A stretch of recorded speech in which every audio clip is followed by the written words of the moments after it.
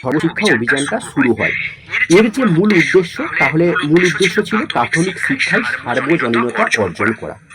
বোঝা গেছে? তাহলে আমরা দেখলাম যে 1992 সালের যে জাতীয় শিক্ষানীতি, যেটা 1986 আপডেট ভার্সন, সেই জাতীয় শিক্ষানীতি 1992 আদলে এবং 86তম সংবিধান সংশোধনী 2002 এর আলোকে 2010 সালের মধ্যে 6 থেকে 14 বছর বয়সী সকল শিশুকে বিনামূল্যে বাধ্যতামূলক শিক্ষা নিশ্চিত করাই হলো এই সর্বশিক্ষা অভিযানের মূল উদ্দেশ্য। এই কারণের জন্য এই সর্বশিক্ষা অভিযান গ্রহণ করা হয়।